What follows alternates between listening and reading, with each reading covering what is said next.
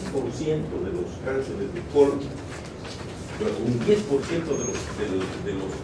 de las obstrucciones intestinales bajas que llegan a emergencia, un 10% son producidas por cáncer de colon, generalmente colon izquierdo, ¿no?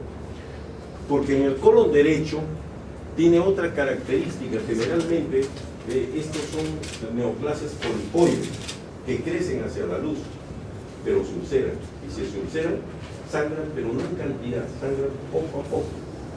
De ahí que estos pacientes, ¿cómo detectamos fundamentalmente que puede haber un cáncer a nivel del colon a este nivel? ¿No? ¿Cómo lo detectamos? ¿No? Haciendo los exámenes de sangre oculta en heces, ¿no? Hay diferentes técnicas. Podemos hacer una sangre oculta en heces. Si demostramos, como cualquiera de las otras, si demostramos entonces ahí que hay sangre oculta y hay sintomatología de un viejito, por ejemplo, que ese es lo característico, que viene con una anemia. Un paciente ya de edad, ¿no?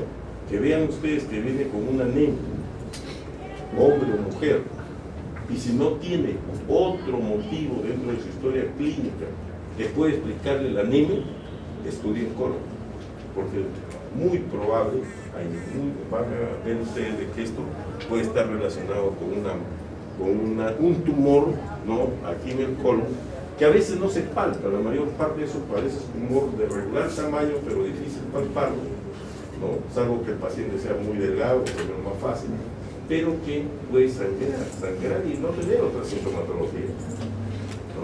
Entonces, ya cuando también la característica de estos tumores es que crecen, y pueden crecer de tal forma que son tumores enormes, grandes, ¿no? Y prácticamente que lo podemos palpar, fácilmente lo podemos palpar estos tumores, ¿no? Porque son masas palpables, ¿no? Hay pérdida de peso en el paciente, se altera el ritmo intestinal, y aquí la suboclusión o la oclusión ya es tardía en estos casos, ¿no? Cuanto a sintomatología. Dentro del diagnóstico lo hacemos con rayos X de colon a doble contraste. Siempre si tenemos que hacerlo, hay que hacerlo a doble contraste. Y la rectosigmoidoscopía y la colonoscopía, ¿no? Porque hay que hacer el examen total en estos pacientes, hay que hacer colonoscopía. ¿Cuál sería la elección en este momento? La colonoscopía, igual que la endoscopía alta, ¿no? Esa es la que nos va a dar mucho más, y ahí tienen mucho más información que nos va a ayudar para el diagnóstico, ¿no? Entonces, la elección permite realizar biopsias, realiza procedimientos terapéuticos, porque pueden hacer las polipectomías a través de la endoscopía, localiza lesiones sincrónicas, ya saben cuáles son, identifica otras lesiones asociadas, que pueden ser los pólipos de diferente tipo, por ejemplo, seguimiento del paciente con riesgo, ¿no? Paciente que tiene riesgo, hay que hacerle colonoscopía cada cierto tiempo, ¿no? Y permite seguimiento también a los operados. ¿Para qué? Para detectar cánceres metacrónicos, ¿no? Entonces hay que ver también el diagnóstico diferencial, y eso es cierto, ¿no? Todos estos pueden ir con el diagnóstico diferencial, y hay ahí una cosa que hay que tener en cuenta en nuestro medio, que a veces inclusive en el propio sala quirúrgica nosotros no podemos estar seguros de lo que estamos viendo, palpando, ¿no? Y siempre, ¿quién tiene más experiencia en reconocer tumores? ¿De qué tipo? Por lo menos si son malignos o benignos.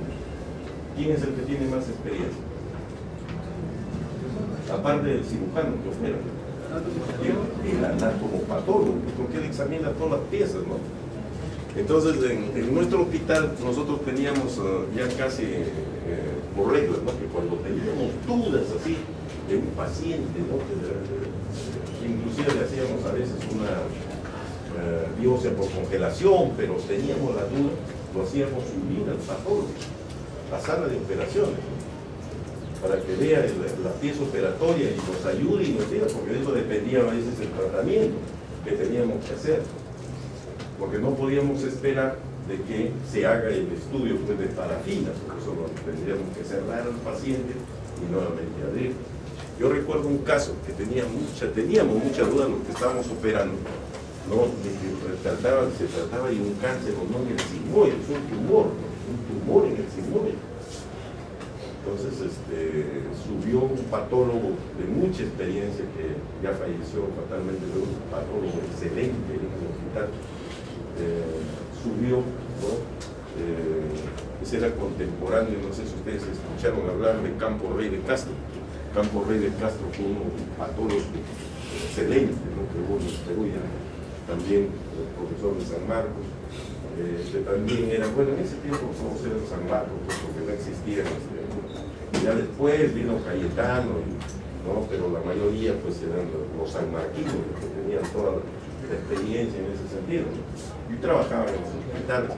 Bueno, este patólogo subió y vio la pieza con nosotros. Bueno, ¿qué te parece? Ponte guantes, mira, toca esto, el otro. Y el patólogo, después que examinó, vio y todo lo demás al paciente, ¿no? Sacamos nosotros la pieza operatoria y queríamos ver si se extendía o no la operación para ver si hacíamos disección alveolar, esa cosa, ¿no? Y no pudo decirnos si era cáncer, ¿no? O era un tumor de otro tipo. Así que ahí terminamos la operación, ¿no? Extirpamos el tumor, más o menos con cierta seguridad para ya lo que resulte realmente, ¿no? Y nos dio al final el examen anatomopatológico que era una lesión tuberculosa, era un tuberculoma. Nosotros aquí en el Perú tenemos cosas a veces muy especiales, los tuberculomas, podemos encontrar en cualquier sitio. Pero esos son los diagnósticos diferenciales que siempre a veces hay que hacer en estos casos, ¿no? El estadiamiento lo hacemos pues ya con todos estos exámenes que ustedes ya conocen, ¿no? El SEA también nos sirve en este caso. Cuando hay un carcinoma embrionario demasiado alto, lo más probable es que haya metástasis. Tenemos que buscarlo, ¿no? El urograma excretor, por norma, tenemos que hacerlo en un paciente con cáncer de colon ascendente, descendente, ¿no? O recto inclusive. ¿Por qué? Porque puede tomar los uréteres, puede obstruir los uréteres, puede filtrar los uréteres. A veces solo los comprime, ¿no? Pero cuando tenemos mucha duda, inclusive debemos hacer un cateterismo y tomar radiografías, las ureterografías, para ver exactamente si está comprometido o no. Y en la mujer, lógicamente, sobre todo en los tumores de la parte baja del recto, ¿no? Hay que hacer el deslinde, ¿no?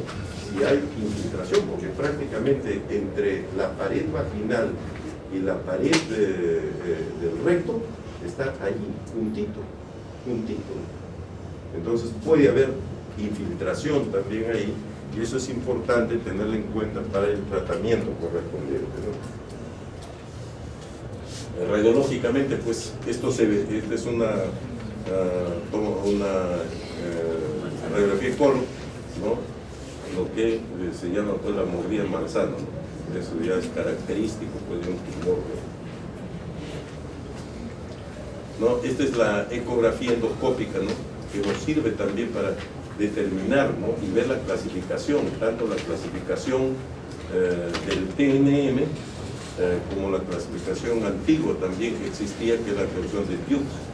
En esta clasificación de Dukes, lo típico era, en ese tiempo era suficiente, ¿no? Eso del 50 y tanto, 1950 y tanto, Dukes dio su clasificación, y muchas veces todavía la tenemos en cuenta. Algunos la han variado, pero esta era la clásica clasificación de Dukes. Tumor que no pasaba la serosa, o sea que estaba en la pared, ¿ya? Pero con ganglio, que no tenía ganglios. Tumor que infiltraba la pared, pero que no había ganglios invadidos, ¿no? Y tumor que podía ya invadir toda la pared, pero con ganglio positivo. Eso era el Duke A, Duke B y Duke C, ¿no? Y el pronóstico dependía de cada uno de estos. lógicamente que el que estaba acá, desde arriba, que era más pequeño, hasta llegar a este nivel, eran los que tenían mejor pronóstico. Ya les dije que el pronóstico en cáncer de colon es muy diferente al cáncer gástrico, al cáncer de páncreas, ¿no? Yo operaba pacientes, por ejemplo, me acuerdo de un señor, no se lo operé hace más o menos unos 8 años atrás, y el señor tenía un tumor tan grande en esta zona, que era de colon ascendente, el tumor, que infiltraba acá, y prácticamente el tumor aparecía en la piel, o sea, hacía unas masas. Era tan grande que infiltraba toda la región, inclusive la piel, la pared. Entonces el caso, me decían ya, ¿para qué operarlo? ¿Para qué? Pero se trata de un cáncer de colon. Le hice una resección que acá quedó borrado, así, ¿no? Le tuve que sacar el riñón, porque el riñón también estaba infiltrado, y le saqué todo lo que había de masa tumoral. El paciente vive hasta ahora. Y de hecho, hace más o menos un mes, es el papá de un señor, un profesor que trabaja acá en otra facultad, ¿no? Y su carcinoma embrionario es normal. Ya tiene 8 años de operado. Eso no lo vamos a ver jamás en un cáncer gástrico, en un cáncer de páncreas, en un cáncer de esófago, ¿no? Ni hablar. Este es mucho más agresivo. Por eso es que ustedes ven la diferencia, ¿no? 150.000 casos se mueren al año 50, ¿no? Porque nosotros todavía podemos manejar este tipo de cáncer, ¿no? Pero sí es un cáncer, ya cuando hay metástasis y todo lo demás ya ni hablar. Rápidamente para ver el TNM en este cáncer, por ejemplo aquí ven ustedes el TNM, que puede ser hasta, por ejemplo, cuando invade la muscularis propia, ¿no? Y a través de dentro de la subserosa, y el T4 cuando ya perfora el peritoneo, ¿no?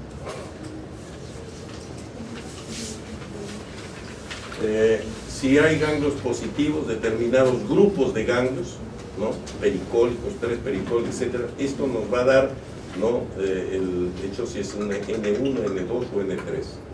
Y el M1, M0 o M1, que es lo que más nos interesa acá, porque mientras no llegue a esto, ¿no? El cáncer operamos. Es más, inclusive ya les dije, en cáncer, cuando hay metástasis a nivel del hígado, podemos sacar la metástasis inclusive del hígado. Y en este tipo de cáncer mejora la sobrevida tremendamente. Ustedes vieron las estadísticas que les presenté ayer. Entonces eso nos habla pues de que este es un tumor que es mucho más manejable, ¿no? ¿Ya? Y estos son los estadios, ¿no? Mientras haya N0, el pronóstico es bastante claro. Mientras el estadio sea menor, la sobrevida va a ser mucho más alta, ¿no? Pero salvo en este caso del estadio 4, si ya definitivamente ya se considera pues casos inoperables, ¿no? Esto vamos a pasar rápidamente. Nomás miren, recuerden nomás ustedes cómo se irriga el colon. Esto lo han visto en la anatomía, ¿no? El colon tiene, esta es la mesentérica superior, está su rama, aquí la cólica media, la cólica derecha y la ileocólica, ¿no? Esta de acá es la mesentérica inferior, ¿no? Y da una rama aquí, ¿no? La arteria mesentérica inferior está acá, y podemos ver esta que es que constituye la rama derecha y forma que va hacia la parte y forma un arco aquí mismo. Todo este arco que se conoce con el nombre de arco de Riolano.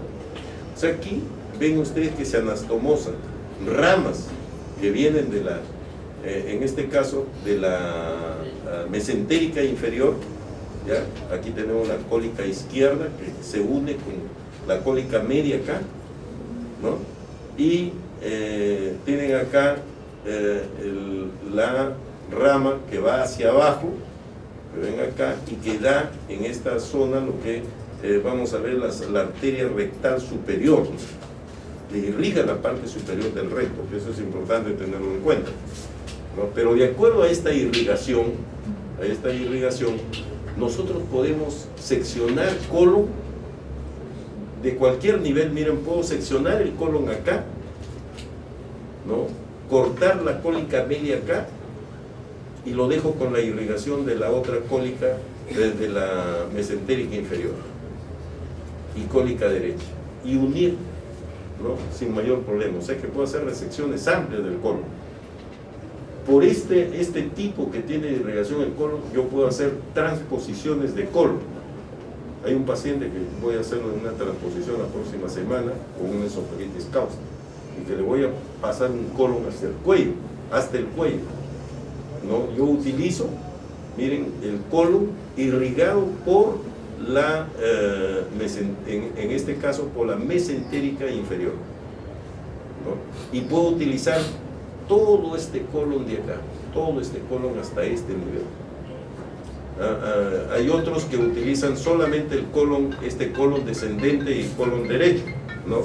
Pero inclusive a veces no alcanza, ¿no? Y, perdón un ratito, ¿aló? Sí, sí. ¿Aló?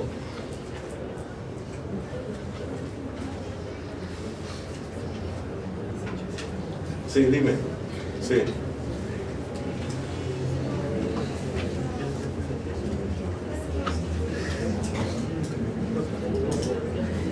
¿Qué quiere? Sí.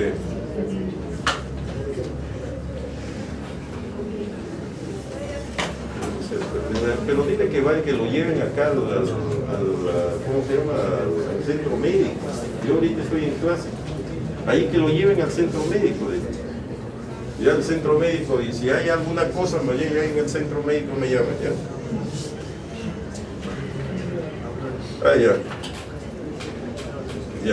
Ya, cualquier cosa, entonces mejor le dicen que yo estoy dictando clase ahorita y ya cuando termino mi clase, si es necesario, yo voy a hablar.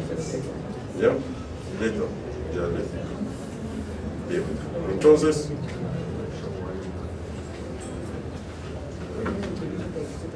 nosotros podemos hacer esto, me les decía que lo hacen algunos con el colon derecho, pero ¿qué sucede? Antes que yo llegue a trabajar en el hospital Rebaliano, habían 3 médicos que operaban colon. Esta es una cirugía bastante grande también de las cirugías que se hacían en esa época. Eran los únicos que manejaban colon, ¿no? Y hacían las transposiciones. Y bueno, con conocimientos que yo tuve cuando viajé fuera del país, traje algunas técnicas, pero ellos un poquito, que siempre existe pues el problema ese, ¿no? Querían manejar ellos sus casos, ¿no? Hacían operaciones, como les dije, pues, con esófago, que fueron en 3, 4 tiempos, inclusive, ¿no? Entonces yo traje las operaciones para hacerlas en un solo tiempo, con esofagectomía, con todo, con transposiciones colónicas, ¿no? Pero ellos hacían ese método con el lado derecho del colon. Entonces, como no les alcanzaba, subían con un poco acá de la parte del ilio, dejaban unos 10 centímetros de ilio, y entonces todo eso lo subían y ya les llegaba hasta el esófago para hacer la anastomosis. Y recuerdo que uno de estos, que eran también mis profesores, porque ellos me recetaban, me enseñaron y todo, yo los respetaba mucho, grandes cirujanos de la época, ¿no? Uno de ellos hizo una transposición de colon hasta el cuello, llevando, ¿no?, en un segmento de hilo. Pero como estas son operaciones tan largas y que a veces pues ya fatigan, se olvidó de sacar el apéndice. Y el paciente hizo una apendicitis en el cuello. Caso como para publicarlo, ¿no? Nadie lo publicó lógicamente, pero hizo una apendicitis en el cuello. Bueno, eso es como anécdota, ¿no? Bueno, como anécdota para que ustedes sepan todo lo que ocurre en la cirugía, ¿no? Bien, esto para lo revisan ustedes, ¿no? Porque utilizando, por ejemplo, todas estas conexiones que hay acá en el arco de Río Lago, según donde esté localizado el colon, podemos hacer extirpaciones, ¿no? Por ejemplo, el colon, el cáncer está acá, ¿no? Podemos sacar todo esto, ¿no? Y finalmente, ¿cómo hacen la anastomosis? De ilio con el colon transverso, ¿no? Un poco más, por ejemplo, pueden sacar hasta la mitad del colon en cáncer que está cerca al ángulo, ¿no? Entonces tienen que sacar todo esto, miren, y hacen la anastomosis de ilion a este nivel, ¿no? Esto, por ejemplo, un cáncer de colon transverso. O sea, cada zona, donde está localizado el cáncer tiene su técnica, ¿no? Y aquí las anastomosis. En ángulo esplénico, miren, ¿no? Del colon, ¿ya? Aquí sí seccionan la mesentérica, la rama izquierda de la mesentérica inferior, la rama izquierda, ¿ya? Pero todo esto queda irrigado, ¿ya? Y esto también queda irrigado acá. Eliminan toda la parte del descendente y del transverso hasta la mitad, ¿no? Y perfectamente pueden hacer esta unión aquí, ¿no?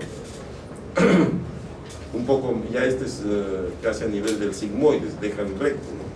Igualmente, por ejemplo, aquí están llevándose todas estas ramas, pero este colon queda irrigado con el arco de Riolano, y así, ¿no?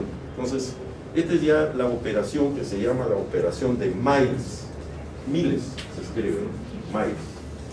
Es la, en este caso se hace una rectosigmoidostomía, sigmoidostomía total. Es una resección que también se llama abdomino perineal, ¿no? Donde sacan toda esta parte con ganglios, con todo, etcétera, y también el recto, ¿no? A veces hay que tratar de salvar la zona del recto y sobre todo el esfínter, pero hacer estas suturas bien bajas es bastante difícil. Ahora mejorar un poco y se hace suturas más bajas con la sutura automática, ¿no? Es más fácil hacerlo, pero aún así usted tiene que trabajar en un túnel. No es fácil hacer una operación, peor en gordos, ¿no? Entonces aquí, por ejemplo aquí, y finalmente si tienen que sacar todo con un tumor que está localizado acá, esa es la verdad, la resección abdomino-perineal es la que se conoce con el nombre de operación de Miles. Ahí están, ¿no? Con la sutura automática más fácil de hacerlas. Lógicamente aquí, comparando, ¿no? Estas con el TURBS, porque siempre a veces se hacen comparaciones, ¿no? Mientras sea pues un compromiso sin ganglios, vamos a tener mejores resultados, ¿no? Bien, el colon es un órgano que se caracteriza fundamentalmente por tener gran cantidad de bacterias, y tiene bacterias aerobias y anaerobias, ¿no? Entonces hay que tener mucho cuidado en el manejo del colon, preparar inclusive al paciente que se le va a operar de un problema de colon, hay que prepararlo. Ahora hay soluciones especiales que uno le da por vía oral, malos enemas, y inclusive se da medicamentos, antibióticos, etcétera, para que el colon esté lo mejor posible, limpio, ¿no? Para poder hacer ese tipo de operaciones. Pero aún así, tenemos complicaciones. Recuerden que son pacientes generalmente de edad, ¿no? Entonces hay que tener mucho cuidado con complicaciones respiratorias, cardíacas, la infección de la herida, infección urinaria, las anastomosis que pueden producirse fístulas, dehiscencias, ¿no? O hemorragias a nivel de las anastomosis. Todo esto puede presentarse, ¿no? Y debemos tener mucho cuidado, pero en buenas manos la cirugía de colon no debe tener tampoco más de 5%, 4 o 5% de mortalidad. En buenas manos, en gente que maneja bien. Hablo de la cirugía grande, de hacer todo este tipo de cirugía, fundamentalmente por cáncer, ¿no? Debemos, por eso es que ahora ya hay gente que tiene experiencia y ha hecho, pues, no de que estas cosas se realicen. Bueno, este tema ya me olvidé. No, sí, este es el congreso que hubo en Indonesia, en Bali, ¿no? Este congreso del Colegio Internacional de Cirujanos. Este es el 39 bienal del congreso, ¿no? del Colegio Internacional de Cirujanos, ¿no? Que fue en Bali en octubre. O sea, en ese tiempo que ahí estaban haciendo la propaganda para eso, ¿no?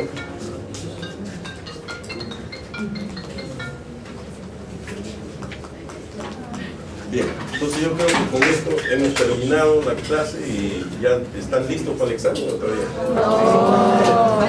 ¿Aló? Sí. Sí.